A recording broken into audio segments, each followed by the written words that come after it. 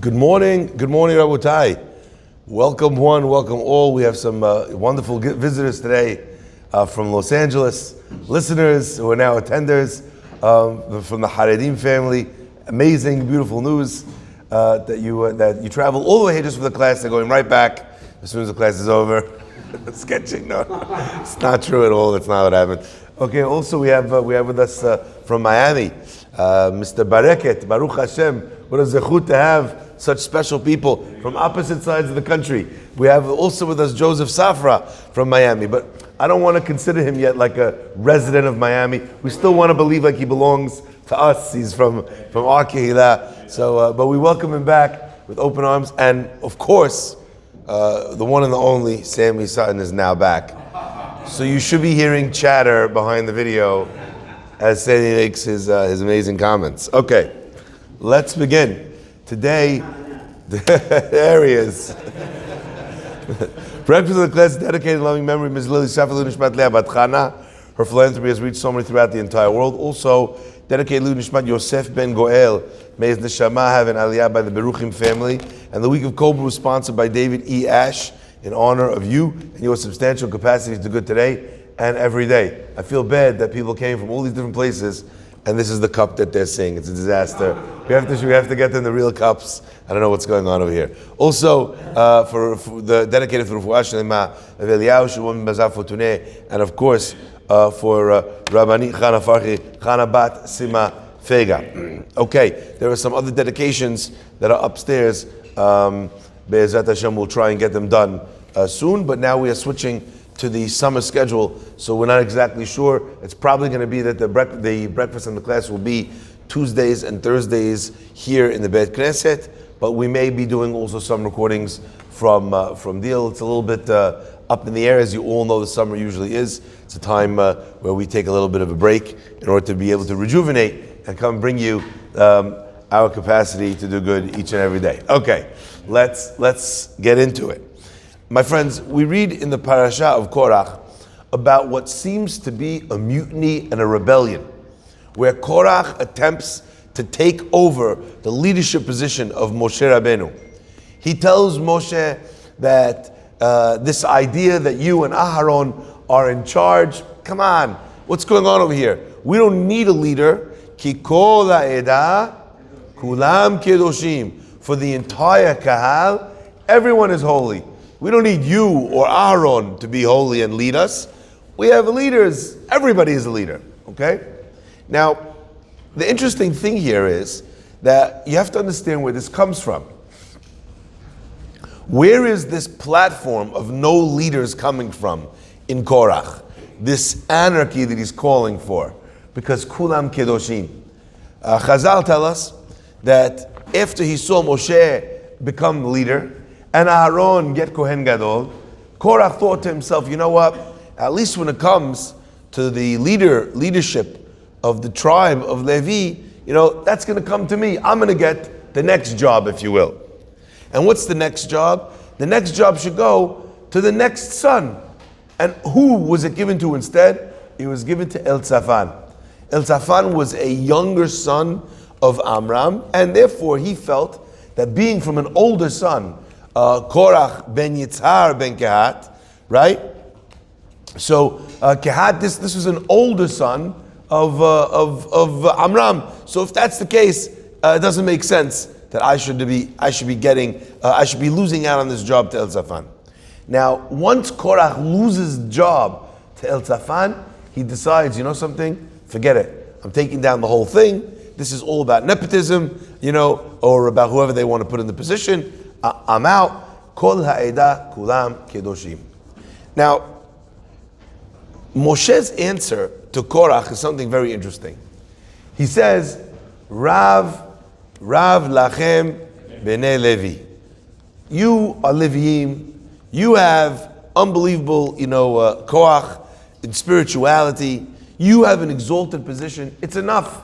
Be satisfied with what you have. That's what Moshe Rabbeinu tells Korach. But obviously, it doesn't work that way. When a person is power hungry, if they can't have power, nobody can. Correct? So I want to just point out something that I think is really an important thing to recognize over here. You see, Korach's desire for leadership comes from entirely the wrong place. And in some ways, it makes me wonder why Moshe Rabbeinu is having this conversation at all. Now, let me give you an example. Imagine I asked this room, if whoever here has the highest amount of modesty and humility, please raise your hand. You can imagine that anyone that raises their hand, by virtue of the fact that they raise their hand, is out of the race, right? The very fact that you lifted your hand up means that it's not you. Leadership is supposed to be that way. That the person who really, really, really wants the job is not the person for the job. And let me explain what I mean by that. This is a very powerful idea. In every other job, it's the opposite. You sit down and the boss, the board will say, tell us why you want the job. And if they can sense that you're passionate, that you're hungry enough for the job, that's when they hire you. And if there's not that hunger and that desire and that passion for the job, they don't want you, correct? Let's take a look at the model of how Moshe became the head honcho. Hashem says, Moshe, I want it to be you. Moshe is like, no. But it has to be you, but it can't be. I have a speech impediment, send my brother. Moshe spends 7 days turning down the job. And what is God's response to that? It has to be you. It can only be you. You see, there's a fundamental disconnect over here between Korach and the job he's running after. Not really only El Tzafan's job. He'll take the lower job so he could get his foot in the door. But what did he really want? He wanted to be in control. And if he could not have control, no one could have control. I want you to understand what that means and what that looks like.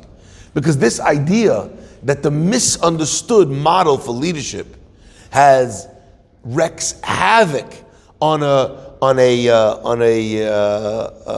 community, on a people, is not something which is only true in a national level. What is true leadership really about? We just read recently about Moshe Rabbeinu. Moshe Rabbeinu says, I'm carrying these people. Ka'asher yisa ha'omen et hayonek. What does that mean? I'm carrying the people like a nursing mother would carry her baby. At that point, the baby, what can it do for itself? Nothing. It can't order food on Uber Eats, right? It can't go to the restaurant. The only place it can get nourishment from is its mother. Moshe Rabbeinu says, I can't carry all of them like a mother carries the baby. But what we see from Moshe Rabbeinu's statement is that for as many as he could, that's how a leader is supposed to take care of his charges, of his people, with the complete dedication. You are not a king when you're a king. You're not a leader when you're a leader. You're not a rabbi when you're a rabbi. You're an eved. You're a slave. You're an omen. If for you the job is about honor and is about prestige, that in and of itself indicates that you should not be in the job. My friends, leadership is not only about rabbis, and it's not only about kings, and it's not only about presidents, it's also about parents. It's also about bosses at work. If you see leadership is a function of being able to give service to another, to be able to make the other person their best, to encourage them, to make them more productive, then you recognize that the sum of its parts are much greater because you're there managing all of them at the same time. One of my favorite ideas is the idea that's brought down about Yosef HaTzadik. Yosef's father gave him ketonet pasim. So normally that's translated as a coat of many colors. But anyone who speaks Hebrew will know that pasim doesn't mean colors, it means stripes. And what Yaakov was saying to Yosef is that your job, your beged, your clothing is to wear all of the stripes. Up until that point in the Jewish nation, there only was one. It was only Abraham or Yitzchak or Yaakov. What was it the other brother? The other brother was Yishmael, Nachor, Esav. Right? Suddenly, there was Reuven, Shimon, Levi, Yehuda, Yisachar, Zebulun, Gad, right? All the 12 tribes. It was Yosef's job to be the one that wore the coat, the one that held up, that his job was to allow for each one to have their lane. Yosef's leadership, that was what its point was supposed to bring out, not dominion over. And that's what the spies, that's what the Shvatim did not understand. They heard his dream, and what did they say? What they said was, Ha-maloch timloch banu. Is that the point? Ha-maloch timloch alenu, ha-mashol timshol banu. Are you gonna rule over us? Is that what you're gonna do? Yaakov Avinu says to Yosef, what, v'chinavo, am I and your mother gonna come down to bow to you, the stars and the sun? My friends, there's two reasons why someone might bow to someone. One bow is something that we associate with subservience. Like a king, the slaves of the king bow before the king. But there's another bow as well. In Amidah, when we bow to God, what are we expressing in Modim? Thanks. A person could bow out of forced subservience, or a person could bow in recognition of what they're receiving and in thanks. You don't have to be a servant in order to do that. Bathsheba is David HaMelech's wife. When she finds out that David is going to make Shlomo, her son, the king after him, she bows. Not because she feels like a slave, even though that's what she says, but she's bowing in thanks. I always loved the idea, and I always imagined that when in the dream of Yosef, when the stalks are bowing to Yosef, it says there's 11 stalks and they're bowing to me. And how are the stalks arranged in this dream? Does anyone know? How are they arranged, these stalks? Were they standing in a straight line and Yosef was in front of them and they bowed? Right? If the stalks perhaps are in a circle, I want you to imagine a different interpretation to this dream. What is Yosef's job in getting them to bow to him? He's not really the purpose of them bowing towards this center. The purpose of them bowing towards the center is everyone in Am Yisrael realizing it's not about me, it's about the circle. But whether or not the dream was in that format or not, that's what they were bowing to in Yosef. Bowing to the one that wore the coat, that brought them all together. The leader is supposed to serve the people. The leader is supposed to be there for the people. It's not meant to be about him or about her. The moment it starts becoming about him or her, the agendas start to change. In every politician's career, you see this, even the best of them. They start off with all the best intentions, but the minute they hit office, it becomes the most important mission of their time in office is to ensure that they stay in office. And they forget why they got there, and what put them there, and why the people put them there, and they think only about staying in power. My friends, what does that look like in parents? And I'm not now talking to children to judge their parents. I'm talking to parents who have children. You know, oftentimes we forget that the reason why we demand kavod from our children is not for our sakes. It's not so we could wield over them some form of power. You know why you demand, if you're a parent, honor from your child? Because it's good for your child for them to honor you. But sometimes the reason why you start demanding honor from your child is not the reason why you wind up demanding honor from your child. What starts as being about them, what starts as being about chinuch, education, they need to respect their elders. They need to show hakarat hatov. Becomes less about hakarat hatov and more about me. You don't speak that. I love this, by the way. Sometimes you hear someone say, you don't speak that way to me. And sometimes you hear your father say, you don't speak that way to your father. I think those two words in that moment are so different. One is about me. One is about, I cannot let you speak this way to your father. You need to be a better person than a person who can act with impunity, who can speak with disrespect. That's not the right way to live. This is me looking out for you. That's me looking out for myself. Husbands and wives forget this. They start fighting for space and honor and who gets to make which decision. And at a certain point, it stops being about compromise and bowing to the circle, if you will. Bowing to the needs of the many.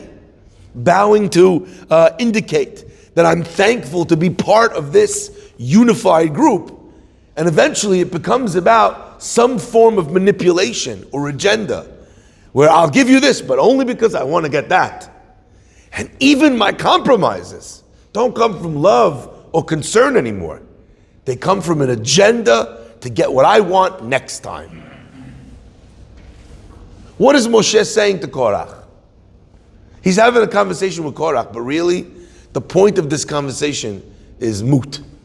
You know why? Because Korach wants to be a leader. There's no conversation between a man like Korach and a man like Moshe.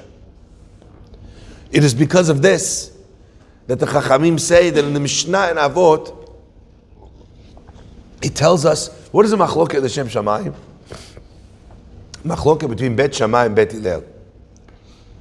And that machloket, it's a machloket for the truth. It's sofo litkayem, it's going to last forever. But then there's another machloket. The machloket of shelo l'shem shamayim, not for the sake of heaven. And what is that machloket? Korach v'adato. Korach and his people. And all the commentators point out that it's not davar v'hipucho. It's not a thing, and it's opposite here. In the first example, who are the two protagonists? Who are arguing with each other? Bet Shammai and Bet Hillel. Korach and Adato are on the same side. So what's the machloket shelo l'shem shamayim? What should it be? Korach v'Adato and Moshe. Moshe's not mentioned. You know why? Because Moshe's not arguing with Korach and Adato. Moshe doesn't want the job. If Moshe was allowed to, he would walk away. He would have walked away. He would walk away. And by the way, it's amazing. Yehoshua comes 2 weeks ago, and he's like, Moshe, you know what they're saying about you? That you're going to die and the leadership's going to transfer to somebody else. Moshe is like, this is the face of a person who could not give a darn. That's not something that worries Moshe. He never wanted the job. He says, Alevai, that the whole nation should be leaders. What's Moshe really saying? How wonderful would it be for me to retire from a job that I loathe? Not because he didn't want to do the job, but because he didn't want to be in charge. He didn't want to be in an elevated position. He's the most humble man that ever lived. And if you can maintain that, I don't want to do this job. I must do this job. I must because there's nobody else. I must because there's no one who can do the job the way I'll do it. If it's about the people, if it's about serving the people, if it costs you a big price, Moshe costs him tzipporah, to be the man who receives the prophecy at a moment's notice. if you're in for that, for the sacrifice, if you're in for the lack of gratitude, if you're in for the people questioning your every judgment, if you're in for the pain, torchachem, the difficulties of the people, and you want to help, and you don't think it's a bother, and you want to inspire, and you want to give a class,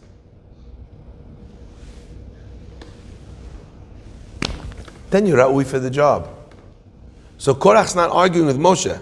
Korach's like, I want the job. Moshe's like, and I don't. So where's the argument here? You know what the Mishnah is saying? Actually, you know who's really fighting? Korach va'adato. You have a bunch of self-obsessed people who are narcissistically chasing power. They're all in a block together right now because they have a common enemy, the person who's on the chair.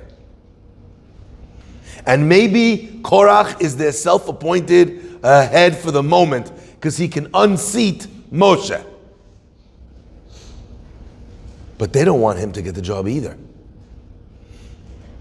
I found it fascinating, and this is not a question of Republican or Democrat. Let's be honest for 1 second. The Democrats did not want Joe Biden to be president. Can we all agree on that? Watch the Democratic primaries. Go back and watch what his vice president said about him when it was time, when she was running for the seat of president, Kamala Harris. Everyone, it was a joke. He had the lowest numbers of approval in the Democratic primaries. But eventually there came a moment where they realized together this guy had the best chance of unseating Trump. And at that moment, all of a sudden he was everyone's Messiah. Korach va'adato. His people appointed Korach because they thought he could unseat Moshe. But if everyone here is hungry for honor, for power, who's really in a machloket here? Korach and his people and Moshe? No. Actually, the fight's between Korach and his people. They would tear each other to bits for a little bit of honor or a little bit of glory. So my friends, our take home from this is that the great irony of leadership is that the people who are most worthy of it and who do the best job are the people who don't really want to do the job at all. The best father is a father who really would love not to have all the honor of his children. And he's not looking for his kids to go get him water and lift his, put his slippers on and do everything for him. He must teach his children to do so that they learn proper decorum and respect and gratitude. Because we are living in a generation that doesn't know what the word means. That every single thing that they get, they believe is coming to them. That if they don't have something that they didn't work for, they'll sue anyone and everyone to get it. If you don't teach your kid that the person they should be most grateful to in the world, their father or their mother, the people that made them, the people that raised them, what chance do they have of being good children? It is a disease that there are parents who tell their children to call them by their first names. Oh, call me Kevin. I want to be close to my children. You're robbing from your child. The most important thing, you're robbing from your child, the parent. They have lots of people that could be their friends.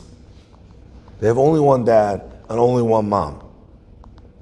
And only two people in the world who actually, even if it hurts, even if the kid makes a sour face, even if he doesn't like it, is still going to be there and is still going to try and raise them to be the best human being that they can be.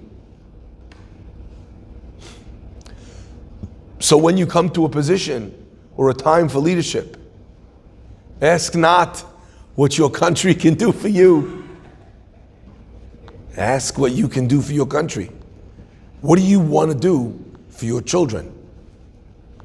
That's how you see the mission. What do you want to do for your community? What do you want to do for your organization? Don't get people to vote for you so you can come back and tell your wife, I got it. Well, they call your parent, your friends, humble brag. Yeah, so they voted me into the president of the synagogue. Yeah, I'm the CEO. If that's what you're doing, we know already that you're going to be bad at your job. Because the main driver for you to get to that place was about you being served by the machine. And the whole point of the job is to lead the machine and to make them the best that they can be. David HaMelech doesn't want the job. Shaul doesn't want the job. Moshe doesn't want the job. Esther doesn't want the job. Mordechai doesn't want the job. My friends, those are the people. Those are the leaders you seek out. Those are the people you find for relationships. The people who don't stand on ceremony and on honor, but they stand on service. Hashem should bless us to meet those people. Hashem should bless us to be those people. Baruch Adonai Le'olam.